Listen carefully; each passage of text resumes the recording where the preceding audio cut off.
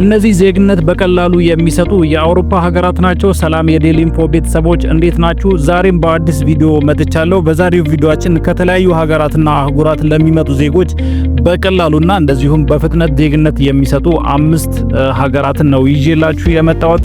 በቪዲዮ ላይ እነዚህ 5 ሀገራት ያስቀመጧቸውን ሪኳየርመንቶች እንመለከታለን። እንደዚሁም እናንተ ማሟላት ያለባችሁን ወሳኝ ነገሮችን እነግራችኋለሁ። ቪዲዮን ላይክ፣ ሼር በማድረግ ጀምሩ። ለቻናሉ አዲስ ከሆናችሁና እንደዚህ ጠቃሚና አስተማሪ መረጃ እንዲደርሳችሁ ቻናሉን ሰብስክራይብ በማድረግ ቤተሰብ ሁኑ። ቪዲዮን እስከመጨረሻው ድረስ ተከታተሉት። አሁን በቀጥታ ወደ ቪዲዮ እንሄዳለን። ከአምስተኛው እንጀምራለን። በተለያየ ምክንያት ወደ ሀገሯ ለሚመጡ ዜጎች በጣም በፍጥነትና በቀላሉ ዜግነት በመስጠት በአምስተኛ ደረጃ የተቀመጠችው ሀገር ፈረንሳይ ነች። የፈረንሳይ ሀገር ዜግነት ለማግኘት በዋነኛነት 3 አማራጮችን መጠቀም ትችላላችሁ። አንደኛው ለተከታታይ 5 ዓመት በፈረንሳይ ሀገር መኖር ይጠበቅባችኋል።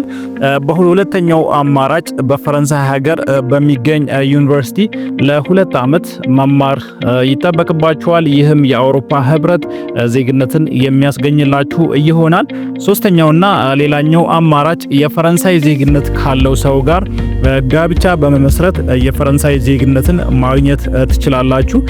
ከነዚህ በተጨማሪም የፈረንሳይን ታሪክ፣ ባህልና ቋንቋ ማወቅ ከናንተ ይጠበቃል ማለት ነው። ስለዚህ የፈረንሳይ ሀገር ዜግነትን ለማግኘት ከላይ የተዘረዘሩትን ነጥቦች ተጠቅማችሁ ማግኘት ትችላላችሁ።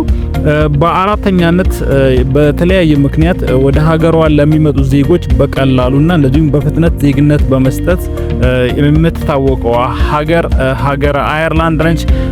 ሀገር አየርላንድም እንደ ፈረንሳይ ሁሉ ለ5 ዓመት በአየርላንድ መኖር ዜግነት እንድታገኙ ያስችላችኋል። እንደዚሁም ከአየርላንድ ዜጋ ጋር ጋብቻ መስረታችሁ ለ3 ዓመት ብቻ እዛ ሀገር በመኖር ዜግነትን ማግኘት ትችላላችሁ ማለት ነው። ሌላው የአየርላንድን ዜግነት ለየት የሚያደርገው የቀድሞ ሀገራችሁን ዜግነት ሳታጡ ነው የአየርላንድን ዜግነት የምታገኙት። ስለዚህ የሁለት ሀገር ዜግነት ይኖራችኋል ማለት ነው። ይህ ነገር የአየርላንድን ዜግነት ለየት ያደርገዋል።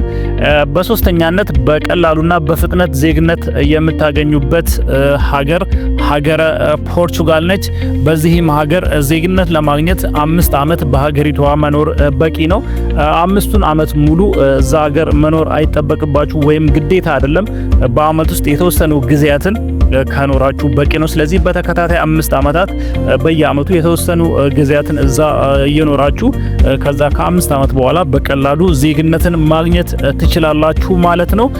ሌላው በሁለተኛነት ደረጃ የምትገኘው ሀገር ድርብ ዜግነትን በመስጠት የምትታወቀውና እንደዚሁም በብዙ ዘንድ ተወዳጅና ተፈላጊ የሆነችው ካናዳ ነች። ታዲያ በካናዳ ዜጋ ለመሆን ከ5ቱ ዓመት 3ቱን ዓመት በቋሚነት በካናዳ ውስጥ የመኖር ግዴታ አለባችሁ። ከዚህ ውጭ የተለያዩ የቋንቋ ፈተናዎች ይኖራሉ። እነዛን የቋንቋ ፈተናዎች የምታልፉ ከሆነ የካናዳን ዜግነት በቀላሉ ማግኘት ትችላላችሁ ማለት ነው። በመጨረሻም ዜጋ ለመሆን በጣም ቀላል የሆነችው ሀገረ አርጀንቲና ነች። በአርጀንቲና ዜጋ ለመሆን በሀገሪቱ ውስጥ 2 ዓመት ብቻ መኖር በቂ ነው ማለት ነው። ስለዚህ እዛ ሀገር 2 ዓመትን ብቻ ከኖራችሁ በቀላሉ የአርጀንቲናን ዜግነት ማግኘት ትችላላችሁ ማለት ነው።